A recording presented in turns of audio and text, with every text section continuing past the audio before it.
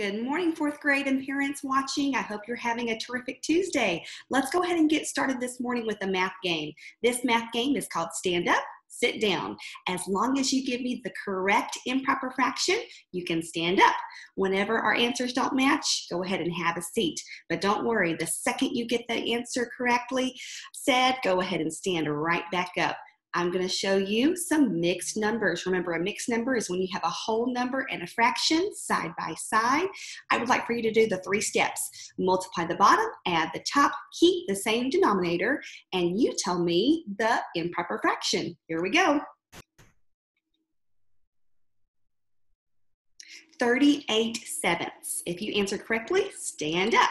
If not, remain seated. 55/6. 24/5. Was that a correct answer? If so, stand up or remain standing if you were already standing. 15/4. Now, if we had a tie or if I answered before you, remain seated. That's going to make it a little bit more challenging for you. 74/9.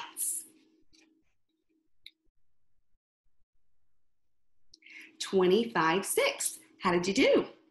All right, let's go ahead and prepare this morning by getting out that pencil and your math book. Are you all set? All right, let's go ahead and get started. Open up your math book to our pages for today. They're listed right up here on the board, and they're also listed on your week at a glance. Let's look at the first story problem together. Kayla had 3/4 pound of fudge. She divided it evenly into 3 boxes. What part of a pound was in each box? Now, students, when we hear the words what part, we know that our answer will always be a fraction. Now, we're going to take all of the fudge that she has, and we're not going to keep it for ourselves, but we are going to divide it evenly into 3 different boxes, and they'll all have the same amount inside to keep it fair, of course. This is how we would set up that problem. 3/4 divided by 3. We will always solve this the same way. We will keep the first fraction exactly the way it is. We will change our sign from division to multiplication. And then lastly, we will flip the final, there's no fraction. Remember our rules. We can only multiply a fraction by a what? A fraction. If we don't have one, we what? We make one. Now, we'll flip the final fraction now that we actually have a fraction. Let's go ahead and rewrite this problem. 3/4 stays exactly the way it is. We keep it just like that. Change your sign from division to what? Multiplication. Finally, flip the final fraction. 3/1 becomes what? 1/3. What is our best friend in fractions? Cancellation. Cancellation means we look at the numbers that are running diagonally or from side to side. If we have a match, we can, of course, divide by that number. 3 divided by itself equals 1. 3 divided by itself equals 1 as well. Now, if I look diagonally and I see a 1, we know that there can be no canceling done there. That is as small as it can possibly go. Now that we've canceled, let's remember our multiplying rules. Multiplying fractions is no problem. Top times top, bottom times bottom. We do not have to have common denominators when we are multiplying fractions. 1 times 1 is 1. 4 times 1 is 4. We always ask our 2 questions. Question number 1, do we have a proper fraction? Yes, we know it's proper because 1 is a smaller number and 4 is a larger number. The second question is, can we reduce this fraction? And we cannot reduce this fraction because 1 is the numerator. So this is exactly how it should be. However, because this is a story problem, we cannot just circle 1/4. What do we need to add? If you answered a label, good job. Let's go back and look at the question again to see what this number represents. Does it represent 1/4 of a, I don't know, a Starbucks, a puzzle piece? What does it say? What part of a what? A pound.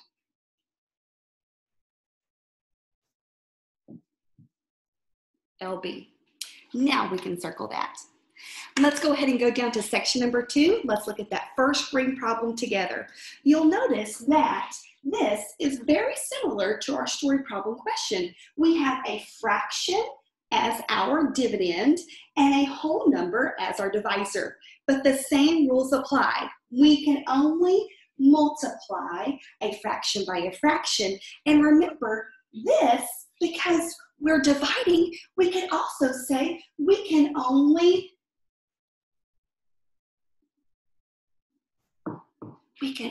divide a fraction by a fraction as well. Do you see how we kind of have been tweaking that rule a little bit over this week and last week? So the first thing that I have to do is I have to make this one, a whole number 1, into a fraction. I do that by adding a fraction bar underneath it and a 1. Now let's go ahead and continue with section 2, letter E, and let's look to see if we can cancel. Look diagonally. Whenever we have even numbers, we can always cancel. We can cancel by what number? 2. 4 divided by 2 is 2. 6 divided by 2 is 3. Let's multiply across because we cannot cancel when we have a 1 as one of our numbers. 5 times 2 is 10. I'm going to go underneath. 3 times. Did you see what we did? We just did what a lot of 4th graders do. And I did this on purpose. Did you notice what we forgot to do?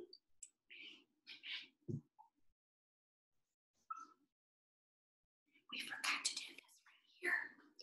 We can never just go ahead and start multiplying across without flipping and changing our sign. We need to go ahead and get out our eraser for this one. Do a little bit of erasing. That's all right. That's why we have erasers and fingers. All right, let's look at 2E again. It says, I know it's a green problem, but we're trying it together. It says 5/6 divided by 4/1. Now, how many of you from home, you were saying, don't do it, Mrs. Evans, don't do it. I already see what you're doing. I know. But I did it because a lot of 4th graders do exactly what I just did. We always have to do our 3 steps. Keep this exactly the way it is. 5/6. What do we do with our division sign? We change it to a multiplication sign. So if you go ahead and start multiplying across, but you see that division sign, we got to put on the brakes and back up and try it again. Flip the final fraction. 4/1 becomes 1/4. Now, there's nothing here that we can cancel. So what do we do now? Just multiply across. 5/24. 5/24 is the correct answer. And we never would have gotten that had we not changed our sign and flipped the final fraction. It is so important that we do those 3 steps every single time. Okay, let's go on and try that next green problem. We're still on section 2. Go over to letter J. Letter J. Remember, now our rule says you can only divide a fraction by a fraction. This is our rule that we've been using all year. We can only multiply a fraction by a fraction. So we're just switching it out for the word divide. If we don't have a fraction, we have to what? We have to make one. That's as easy as putting a fraction bar and a 1 underneath. Now, do not do what a lot of fourth graders do, and they go ahead and just multiply straight across.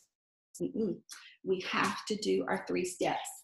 14 over 1, we're keeping that just the way it is. Change your sign from division to what? Multiplication. Flip the final fraction. 2/3 becomes 3 halves. What's our best friend in fractions? Cancellation. 2 becomes a 1. 14 becomes a 7. Multiply across. 7 times 3 is 21. 1 times 1 is 1. Now let's ask our 2 questions. Is 21 over 1 proper? No, it's not. So 21 divided by 1 equals 21.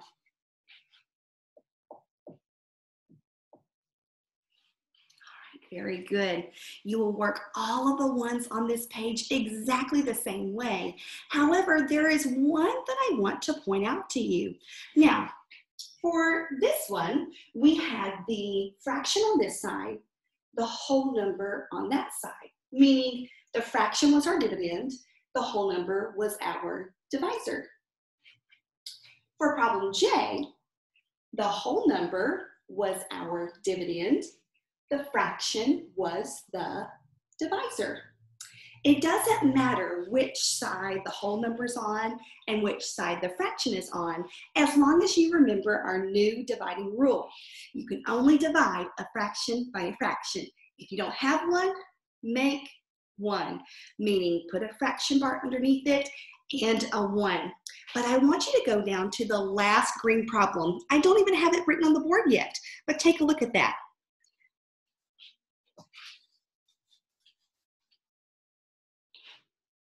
It's problem problem T. It reads like this: 8 and 1/9 divided by 2/3. Remember our math game that we played this morning, the stand up, sit down? That was changing a mixed number to an improper fraction.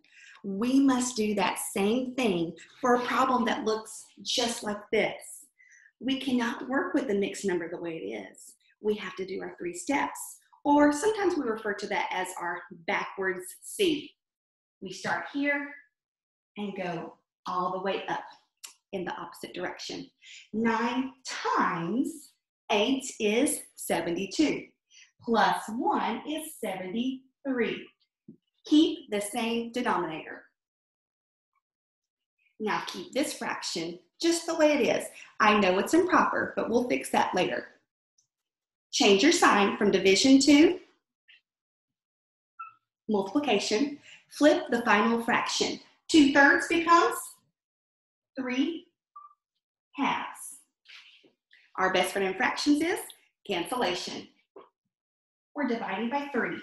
3 divided by 3 is 1. 9 divided by 3 is 3. Let's multiply across. 73 times 1 is 73. 3 times 2 is 6. Now, once again, we need to ask our 2 questions. Question number 1, is it proper?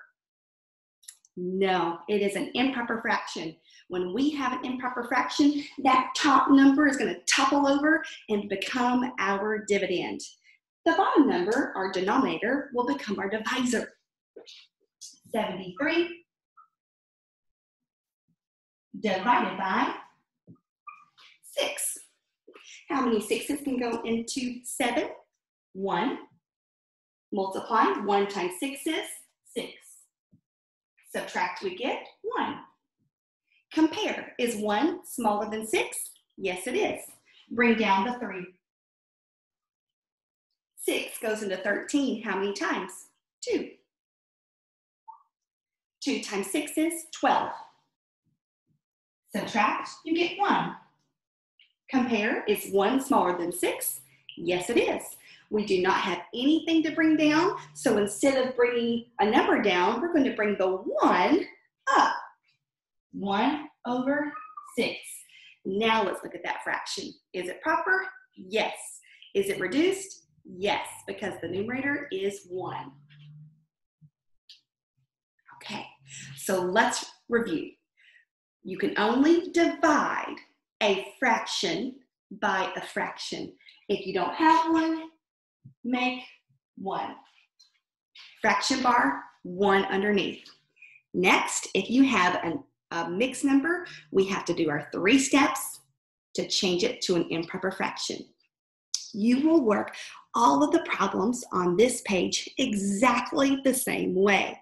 But at this time, I would like for you to turn the page.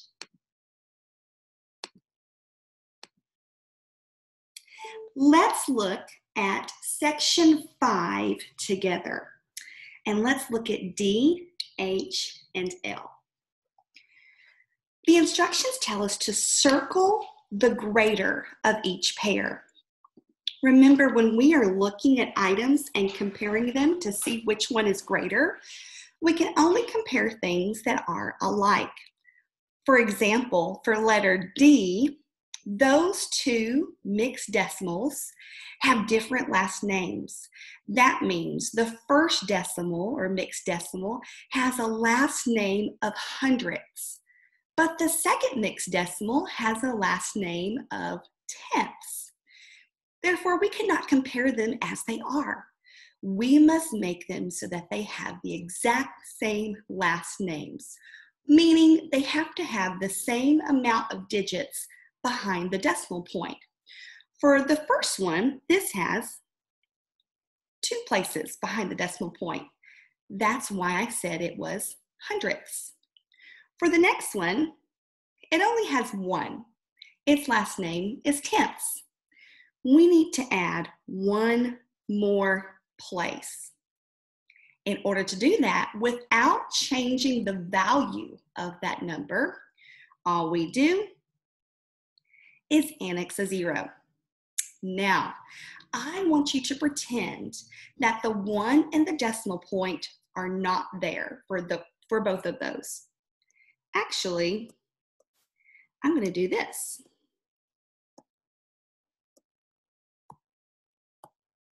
So that you can't see them at all. Whoa, look at it now. 23 or 20. Which one is larger?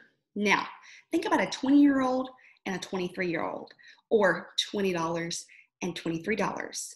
Which one is bigger? The 23, of course. So let's go ahead and circle this one because it is the larger of the 2. For letter H, these are 2 different units of measure. Centimeter is a metric unit, inch is an English. But I have shared with you 2 different things that represent those. For centimeter, I told you to look at your fingernail going across from left to right. That is about the distance or the width of 1 centimeter. Now for the inch, take your thumbs up, and bend it at the joint. From your joint to the end of your finger is about 1 inch. Which of the 2 is larger? Your fingernail going across or your thumb? Your thumb, of course. And for the last one, letter L. We have an Arabic number on the left and a Roman numeral on the right. We can only compare things that are alike. So why don't we take that Roman numeral and change it back into its Arabic numeral? D stands for 500. XXX, remember, if they're the same, you add them together The value of x is 10. 3x's is 30.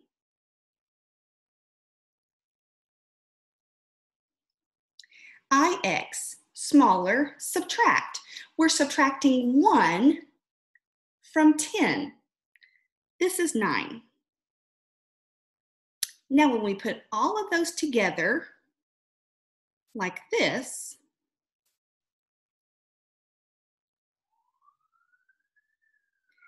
$539.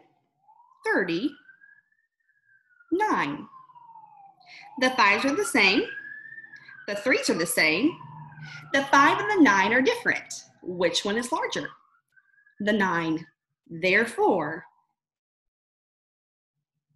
let's switch colors here.